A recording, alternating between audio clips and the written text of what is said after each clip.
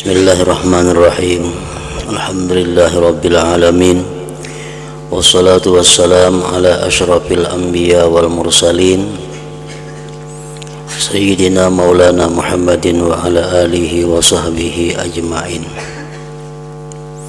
Qala al-musannifu rahimahullah wa nafa'ana bi ulumihi fid dharain amin. Mendengar sabdaan Rasulullah sallallahu alaihi wasallam ini, lalu Mu'adz menangis seraya berkata, di mana di dalam hadis itu telah disebutkan penjelasan Rasulullah sallallahu alaihi wasallam bagaimana amal ibadah yang dilakukan seorang hamba itu sehingga bisa sampai ke hadirat Allah Subhanahu wa ta'ala, yaitu ada tingkatan-tingkatan, tahapan-tahapan yang mesti dilalui. Ada 7 penjagaan dari malaikat sehingga amal dari orang yang takwalah yang bisa sampai ke hadirat Allah Subhanahu wa ta'ala. Mendengar penjelasan itu, Mu'adz bin Jabal, sahabat Nabi, menangis seraya berkata, engkau adalah Rasulullah sallallahu alaihi wasallam, sedangkan aku adalah Mu'adz, hamba Allah yang biasa, bukan Rasul. Maka bagaimana aku dapat selamat dan sejahtera?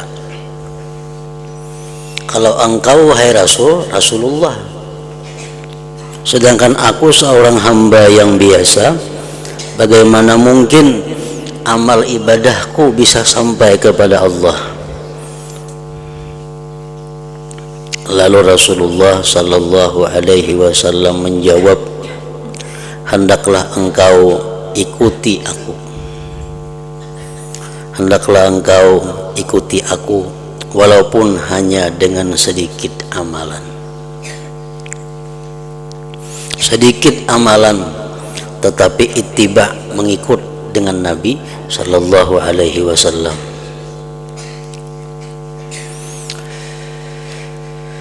Hendaklah engkau ikuti aku walaupun hanya dengan sedikit amalan.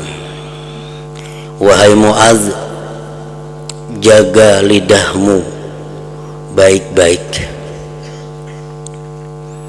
jaga perkataanmu baik-baik daripada mencela saudaramu yang membaca Al-Quran, maksudnya golongan ulama. Jaga lidahmu daripada mencela ulama.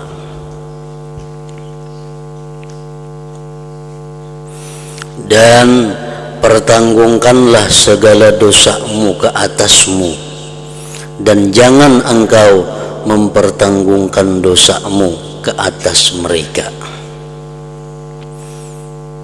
Salah satu di antara pemahaman ini adalah, kalau engkau berbuat dosa, wahai Mu'adz, perbuatlah artinya dosa yang hanya untuk pribadimu. Jangan sampai dosamu itu diikuti oleh orang-orang sesudahmu, karena itu merupakan beban tanggung jawabmu nanti di hadapan Allah Subhanahu wa ta'ala. Sebagaimana ada disebutkan amal jariyah, amal yang mengalir sesudah kita mati. Amal ibadah ada, amal maksiat ada yang mengalir sesudah mati kepada kita. Amal ibadah dalam hadis disebutkan sedekah jariyah atau ilmu yang yuntafa'u bihi, yang diambil manfaat orang, atau waladin salih yad'ulah, atau anak yang saleh yang mendoakan.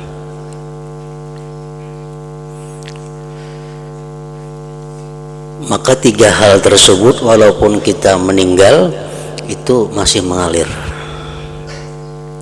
Nah begitu pula amal-amal maksiat, ada juga yang mengalir kepada orang yang di dalam kubur. Amal maksiat apa?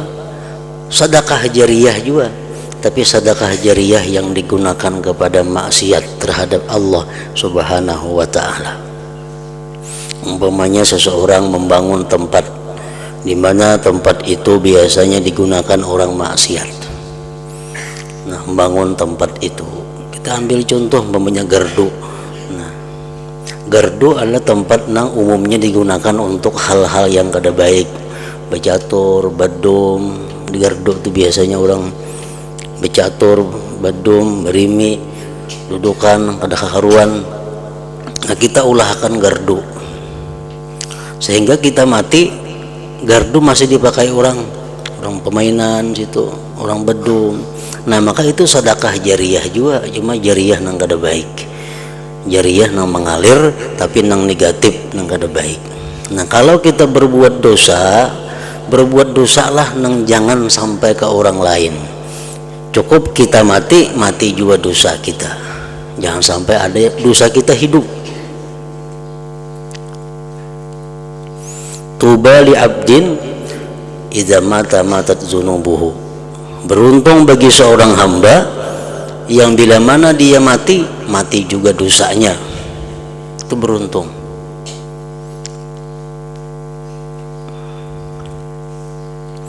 Ilmu yang dimanfaatkan dengannya, ilmu kebaikan, bagus. Tapi kalau ilmu-ilmu yang sesat, ilmu-ilmu yang mendorong orang untuk berbuat maksiat, ilmu-ilmu yang mengajarkan tentang hal-hal yang dilarang Allah, kita mati, ilmu yang kita ajarkan itu selama masih dipakai orang, tetap dosanya akan mengalir kepada yang di dalam kubur itu. Misal kita ada mengarang kitab atau mengarang buku yang mana di situ ada kemaksiatan, yang di situ ada mengajarkan orang-orang untuk berbuat maksiat. Walhasil kita mengarang buku yang sesat atau mengajarkan ilmu yang sesat. Nah kita mati, ilmunya masih diamalkan orang, kitabnya masih dicetak, difotokopi orang, maka kita pun di dalam kubur mendapat demikian. Termasuk di situ adalah inisiatif atau pikiran-pikiran, ide-ide yang kada bagus. Ini mempunyai gagasan, mempunyai pemikiran macam ini, lalu ditiru orang, dicontoh orang, sampai nya mati masih dipakai orang saran-saran yang kada baik itu. Nah, itu termasuk nang mengalir ke dalam kuburnya. Sebagaimana sabda Nabi yang mengatakan, artinya setiap kali ada pembunuhan di muka bumi yang tidak benar, maka anak Adam yang pertama mendapat bagian dari dosanya. Kenapa? Li'annahu sannal qatal, karena dialah orang yang pertama-tama mengajarkan pembunuhan itu. Nah,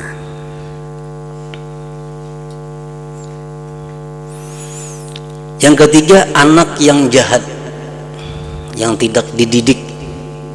Orang berisi anak ada dididik kepada kebaikan, bahkan apalagi anak dibawa kepada kemaksiatan. Nah karena orang tuanya meninggal, anaknya karena kada dididik kebaikan, anaknya berbuat maksiat, anaknya berbuat yang dilarang Allah, orang tuanya pun mendapat bagian daripada dosa itu. Nah jadi ini merupakan sebagian daripada kandungan sabda Nabi, pertanggungkanlah segala dosamu ke atasmu dan jangan engkau mempertanggungkan dosamu ke atas mereka.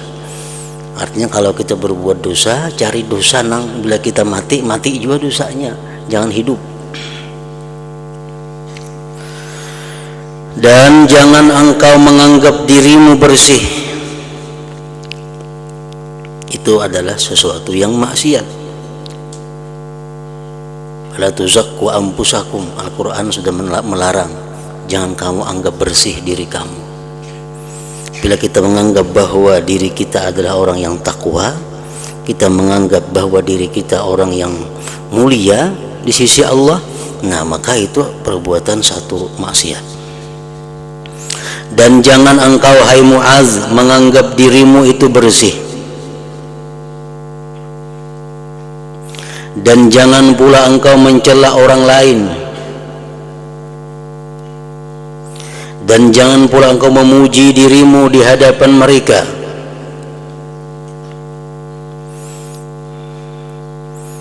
Dan jangan pula engkau memuji dirimu di hadapan mereka, mengisahkan tentang keutamaan diri di hadapan mereka. Nah, itu adalah sesuatu yang dilarang oleh Allah. Wahai Mu'adz, jangan pula engkau memuji dirimu di hadapan mereka, dan jangan engkau campurkan urusan dunia di dalam urusan akhirat.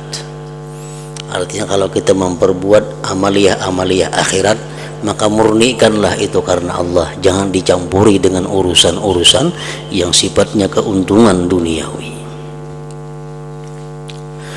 Dan jangan engkau menyombongkan diri di dalam majelismu, nanti orang ramai akan takut kepadamu karena kejahatanmu. Dan jangan engkau berbisik kepada seseorang sedangkan seseorang lagi ada di sisimu.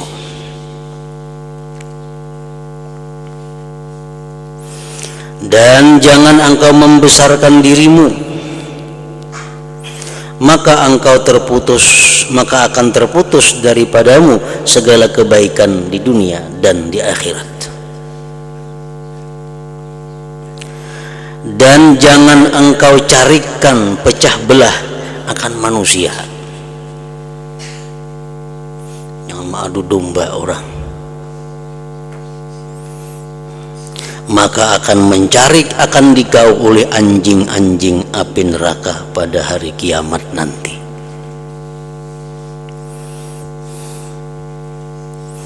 Allah telah berfirman, wan nasyitati nashta, maksudnya demi yang mencari, merubik, akan carikan atau rubikan.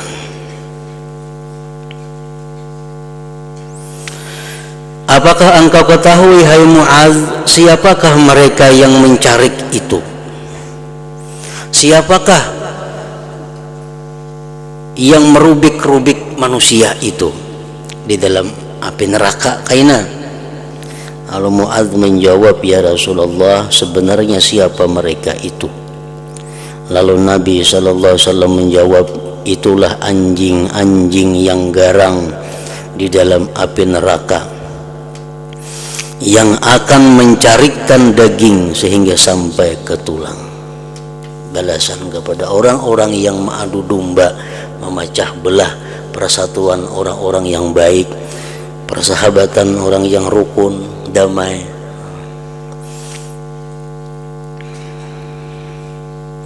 Mu'adz bertanya, ya Rasulullah, siapakah orang yang mampu melaksanakan segala perkara yang engkau sebutkan tadi? Siapa nangkawa melaksanakan itu?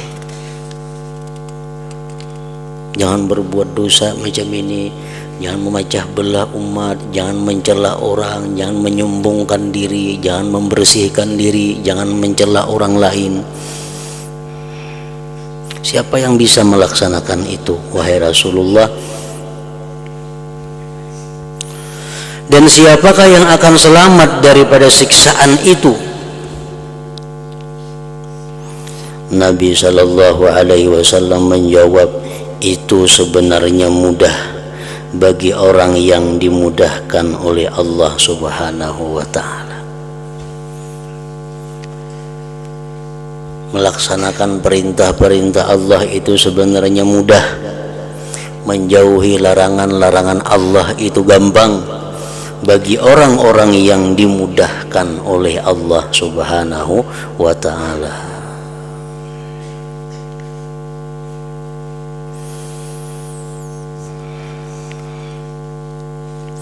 Nah, bagi orang-orang yang kadang mendapat kemudahan dari Allah, bagi orang-orang yang kadang mendapat petunjuk dari Allah, maka segala amal kebajikan itu dianggapnya adalah sulit. Segala amal ibadah dirasakannya payah. Nah, itu orang-orang yang tidak mendapat hidayah dari Allah, orang-orang yang tidak dimudahkan oleh Allah. Dan Rasulullah sudah memberikan pengarahan, penjelasan kepada umatnya, kullun muyassarun lima khuliqa lahu. Itu hadis pindik, singkat, tapi hadis itu dapat menggugah hati setiap orang yang mengerti. Hadis yang pindik tadi bisa menggugah hati orang-orang yang memikirkan tentang dirinya. Kullun muyassarun lima khuliqa lahu. Tiap-tiap orang itu dimudahkan untuk melakukan sesuatu yang dia itu diciptakan untuk sesuatu itu. Ini hadis Rasulullah Shallallahu Alaihi Wasallam adalah merupakan sambungan daripada kalimat beliau sebelumnya. Ujar beliau mengatakan bahwa Allah menciptakan manusia dan sudah Allah tentukan ini orang-orang yang akan menghuni surga Allah, ini orang yang bakal menghuni neraka Allah. Itu kada akan berubah lagi.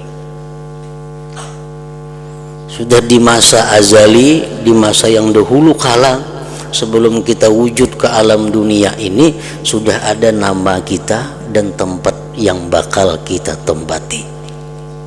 Fulan bin Fulan tempatnya di surga, Fulanah binti Fulan tempatnya di surga, Fulan bin Fulan tempatnya di surga, Fulan bin Fulan tempatnya di neraka. Itu sudah ada bacaannya, ada ketetapannya, dan kada berubah. Lalu sahabat Rasulullah mengatakan, wahai Rasulullah, kalau macam itu hal sudah tetap, buat apa kami beribadah? Idzan nattakilu ya Rasulullah. Kalau begitu, wahai Rasul, bagaimana kalau kami pasrahkan diri kepada takdir itu? Kayak apa dipasrahkan aja diri? Kada usah sembahyang gin, kada usah puasa gin, kada usah apa gin, karena sudah ada ketetapannya. Kita sembahyang, kita menuntut ilmu, kita mengaji, kita sembahyang tahajud, sembahyang macam-macam, tapi sudah kita ditetapkan kan neraka, ya kan neraka juga mati.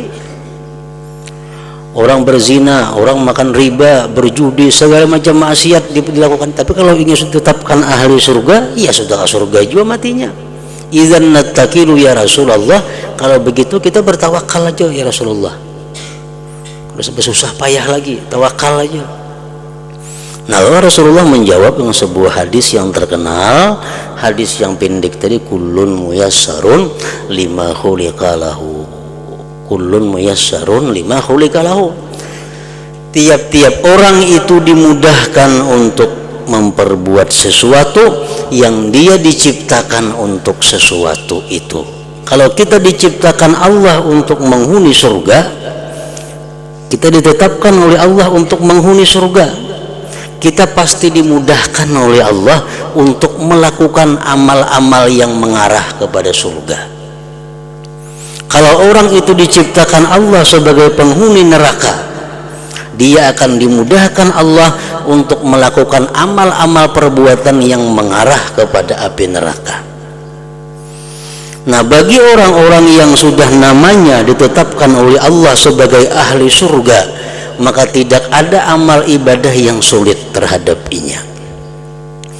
Tidak ada larangan-larangan yang sulit dijauhinya. Semuanya itu adalah mudah, karena dia memang diciptakan Allah untuk surga. Tapi kalau orang-orang yang diciptakan Allah ke dalam neraka, nanti matinya masuk neraka, ditakdirkan demikian, sembahyang 2 rakaat pun inya rasanya lebih berat daripada mengangkat sekarung beras. Sulit. Walaupun hanya sembahyang 2 rakaat, mungkin perlu waktu 2-3 menit tuntung. Tapi melaksanakan 2-3 menit itu rasanya sulit luar biasa. Nah, ini orang-orang yang sudah alamat-alamat, tanda-tanda ini orang dipersulit berbuat amal surga.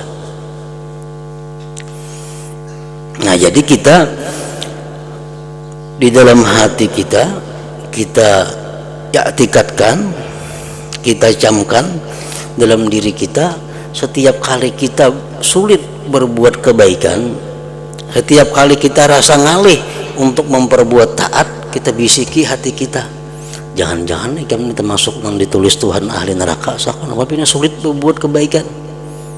Nah, kullun muyassarun lima khuliqa. Itu hadis pindik itu dapat menggugah hati kita, dapat menggerakkan kita. Baca ini amalan 1000 kali, malah pahnya berarti aku ini kada cocok amalan 1000 kali ini, berarti aku bisa jadi orang ahli neraka. Kerjakannya aku ahli surga, aku inting aja membaca 1000 ini. Kenapa aku ngalih benar membaca Quran, kenapa aku ngalih membaca salawat, kenapa ngalih aku nuntut ilmu, malas nuntut ilmu. Barangkali aku ini kada orang ilmu, barangkali aku ini orang neraka. Jakanya aku orang ilmu, orang surga, kada ada yang sulitnya bagi aku ilmu agama itu. Nah, itu jadi jar Nabi kita tadi apa? Jar Nabi itu sebenarnya mudah bagi orang yang dimudahkan oleh Allah. Siapa orang yang dimudahkan Allah berbuat kebaikan itu? Orang-orang yang sudah dipastikan oleh Allah sebagai ahli surga. Orang-orang yang sudah ditulis dalam Lauhil Mahfuz itu orang ahlul jannah, orang ahli surga.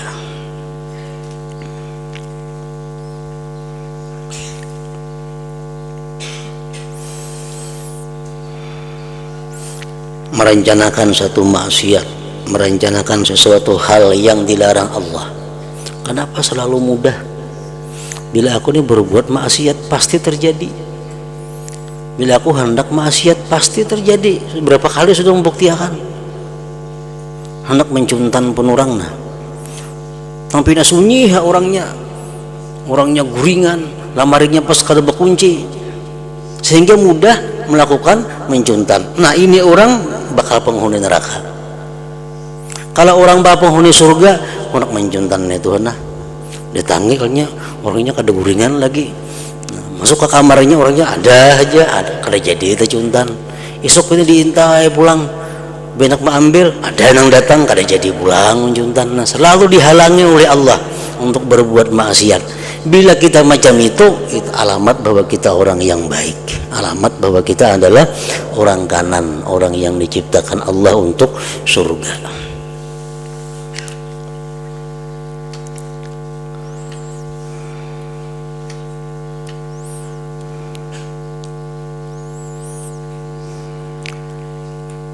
Kawalah dirubah lagi, kada kawan dirubah lagi. Orang tuh ditakdirkan Tuhan sudah di masa azali. Orang tuh di rahim kita nih sudah diberitahukan oleh Tuhan kepada malaikat yang muwakal di rahim ibu, catat tuh, nah itu orang-orang syakiyun, orang celaka. Kada kau berubah lagi, walaupun menuntut ilmu, walaupun didoakan oleh siapa aja yang mandu sedunia, orang mendoakan dinya, kada berubah lagi takdir Allah itu. Fakat jaffal kalam, takdir Allah itu sudah kering tintanya, artinya kada kau dihapus lagi itu. Nah, tinggal kita aja lagi mengetahui diri kita kemana arahnya.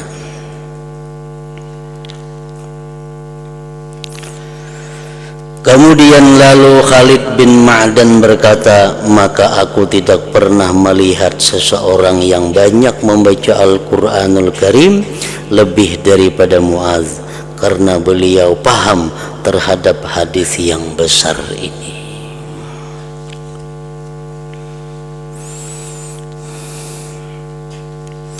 Maka hendaklah engkau renungkan baik-baik perkara-perkara yang terkandung di dalam hadis ini. Wahai orang yang gemar kepada ilmu pengetahuan,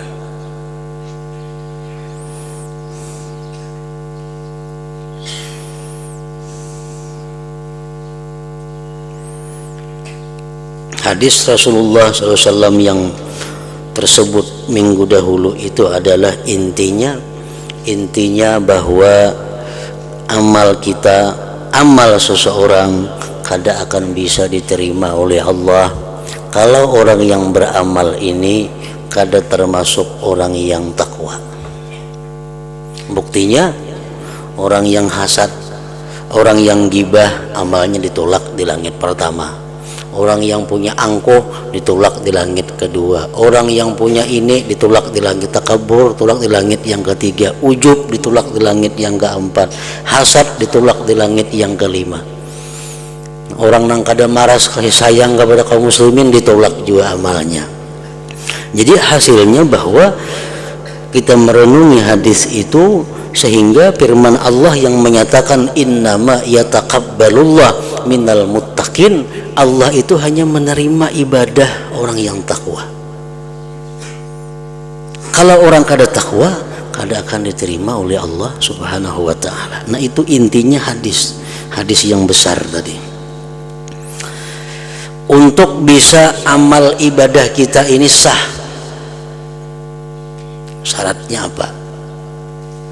Kita mesti mukmin dan muslim, mesti iman dan Islam. Amal ibadah apapun yang kita lakukan kalau kita kada beriman, kada berislam, kada sah. Kada sah sudah. Sembahyang Islam syaratnya, puasa Islam, zakat Islam, haji Islam, iman dan Islam. Kalau kita kada beriman, kita kada Islam, amal kada sah. Nah, jadi sahkan amal kita dengan Islam dan iman. Tapi Islam lawan iman kada cukup modal kita. Kalau kada ditambah dengan satu lagi, yaitu apa? Ihsan. Nah, ihsan inilah merupakan sama dengan daripada takwa.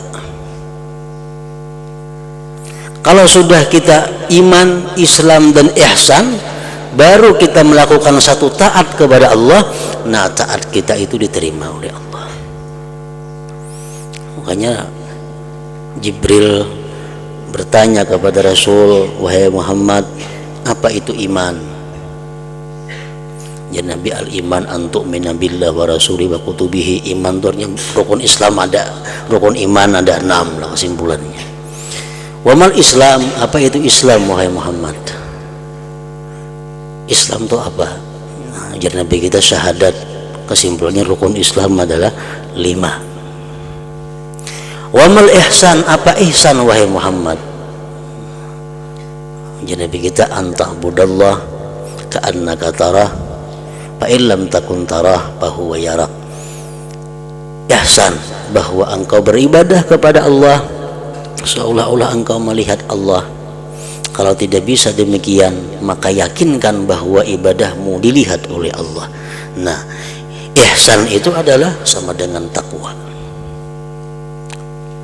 Bila sudah kita iman, Islam dan ihsan, lalu kita memperbuat ibadah, jelas sudah ibadah kita diterima oleh Allah Subhanahu wa ta'ala.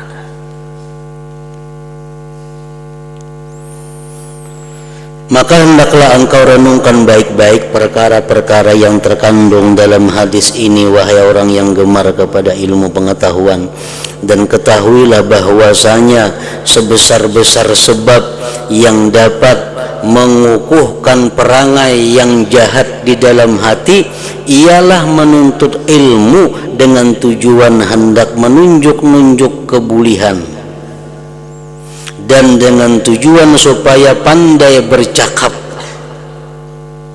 Itu perangai yang paling jahat.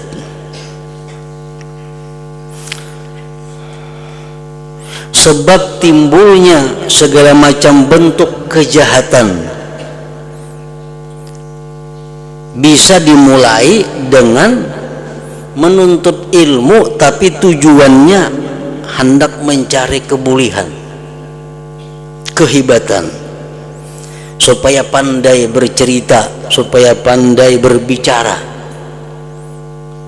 Nah, bila orang menuntut ilmu agama tujuannya supaya dapat kedudukan, dapat keistimewaan di sisi manusia, dia banyak membaca ilmu, menuntut ilmu agar pandai bicaranya, nah itu sumber segala macam kejahatan.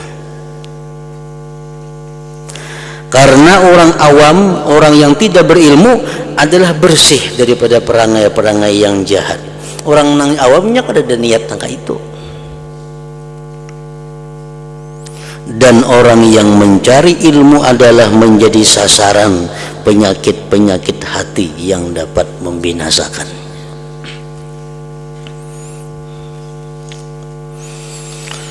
Maka lihatlah pada dirimu dan timbanglah baik-baik, mana yang lebih penting dan mana yang lebih baik. Apakah yang lebih baik itu belajar ilmu yang membawa engkau supaya berhati-hati daripada segala perkara yang dapat membinasakan engkau, lalu engkau sibuk dengan memperbaiki hatimu dan membangun akhiratmu? Ataukah yang lebih baik itu engkau bergaul dengan orang-orang yang banyak bercakap kosong, maka engkau mencari ilmu yang menjadikan engkau orang yang takabur, riya, hasad dan ujub, sehingga akhirnya engkau akan binasa bersama dengan orang-orang yang binasa. Ilmu apa yang mestinya dahulu kita cari? Ilmu apa yang mestinya kita tuntut? Cari ilmu yang lebih penting, ilmu yang lebih baik, ilmu yang bisa menyelamatkan kita dunia dan akhirat. Dan ketahuilah olehmu bahwa 3 perkara ini, hasad, riya, dan ujub, ialah asal kepada segala penyakit hati.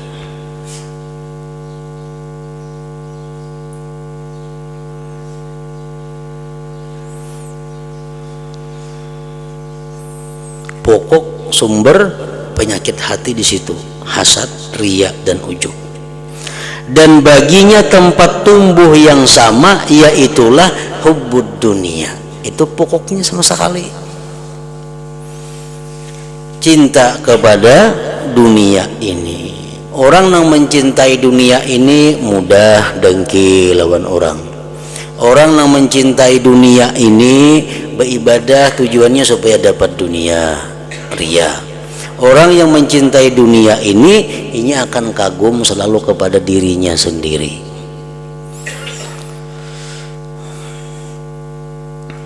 Oleh karena itu Rasulullah sallallahu alaihi wasallam pernah bersabda, hubbud dunya ra'su kulli khati'atin. Artinya cinta dunia itu adalah puncak daripada segala kejahatan. Sumber segala kejahatan adalah mencintai kepada dunia ini.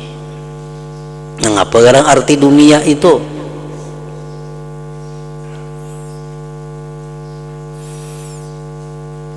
Dunia ini adalah sesuatu yang tidak ada manfaat kepada kita sesudah kita mati. Dunia marahnya.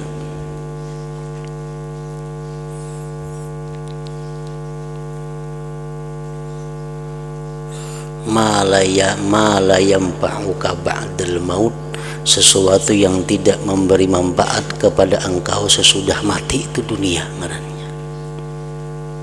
Apalagi nang mendatangkan siksa sesudah mati, makinnya dunia lagi. Ini nang kada bermanfaat saja kepada kita sesudah mati, itu dunia ngarannya. Nah, sesuatu yang ada pada kita tapi itu bermanfaat kepada kita sesudah mati kita, itu bukan dunia, itu akhirat ngarannya. Kitab contohnya. Nah, kitab ini kita baca,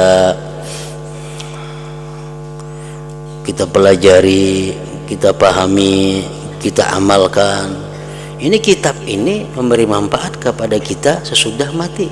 Maka kita mencintai kitab ini bukan mencintai dunia ngarannya, bukan mencintai dunia, karena kitab ini manfaatnya banyak sesudah kita mati. Duit, kita dibisi duit 10 juta 10 juta bisi duit. Duit ini sudah kita niatkan, ini duit ku simpan kada kulanjakan, ini duit ini khusus cadangan kalau kena ada orang nang kepipit, kalau ada orang nang kena sengsara nang hendak berhutang duit, ini ku hutangi duit ini kena.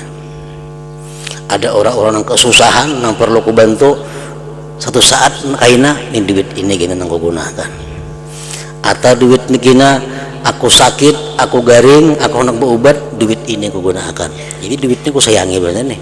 Nah, menyayangi duit itu bukan menyenangi dunia.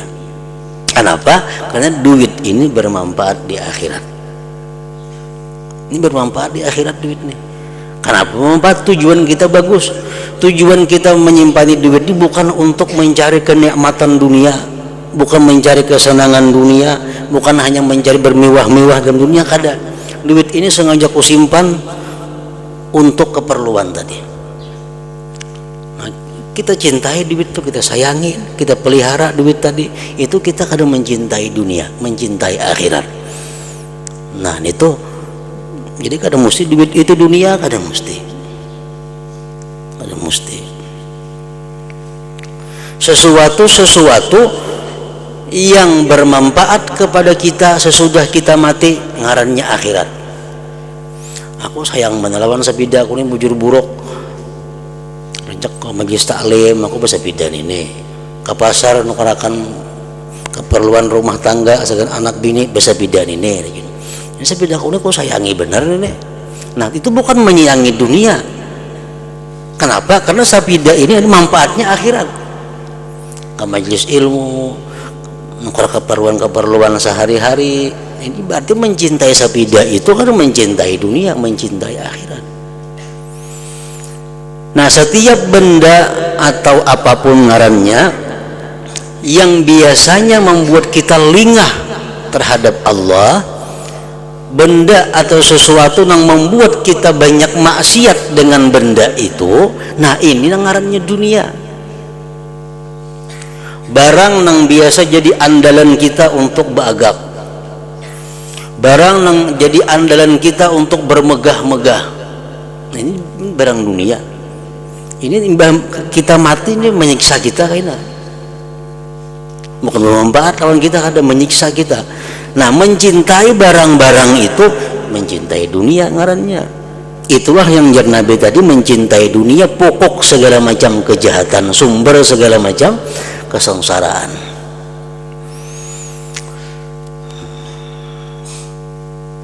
Karena itu Rasulullah sallallahu alaihi wasallam bersabda, hubbud dunya ra'su kulli khati'ah. Anak ini anak yang saleh, anak yang takwa kepada Allah, sayang kita kepada anak ini.